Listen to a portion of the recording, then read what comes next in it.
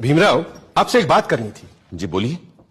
आपने तो देखा ही है सभा में कितने लोग सरकारी नौकरियों में आरक्षण का विरोध कर रहे हैं। अब अगर शेड्यूल कास्ट और शेड्यूल ट्राइब वालों को आरक्षण दिया गया तो आप तो जानते ही हैं, फिर सिख, ईसाई, पारसी, मुसलमान कोई पीछे नहीं रह जाएगा। हम अगर सिख, ईसाई, पारसी, मुसलमान किसी और का मुकाबला अनुसूचित जनजातियों के साथ नहीं हो सकता।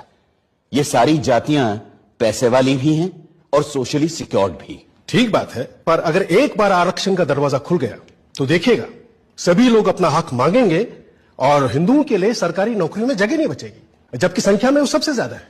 आप चाहते क्या हैं?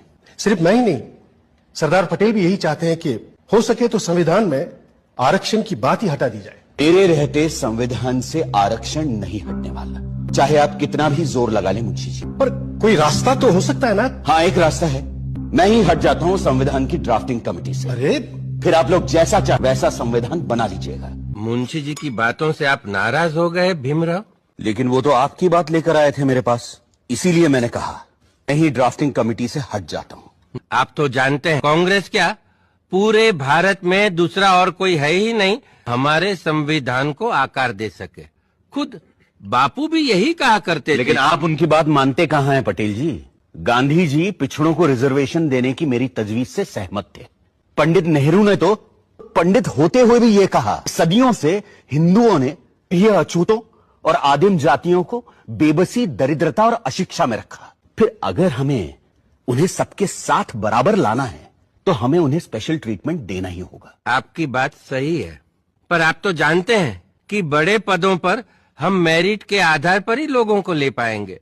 तो फिर क्लर्कों की नौकरी के लिए इतना बड़ा जोखिम उठाना? जोखिम? मुझे तो इसमें कोई खतरा नजर नहीं आता। खतरा यह है कि अगर हमने एक विशेष वर्ग को आरक्षण दे दिया तो बाकी के लोग भी आरक्षण की मांग करेंगे और भारत भर में जातिवाद का ये जहर फैलता जाएगा। जहर तो हमने पिया है सदियों से और फिर भी हम जिंदा हैं। रीढ़ की हड्डी तोड़ डाली आप लोगों ने हमारी, फिर भी हम लोग खड़े हैं। एक बार हमें अपने बराबर आने का मौका तो दीजिए पटेल जी, देखिए कैसे हम आगे निकल जाते हैं।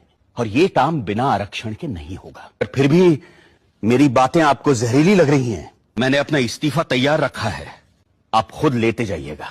मैं बड़ा जिद्दी आदमी हूँ आम्बेडकर जी, लेकिन मूर्ख नहीं हूँ, किसान हूँ। देखकर ही बता सकता हूँ कि कौन सा बीज कल मुझे अच्छी फसल देगा।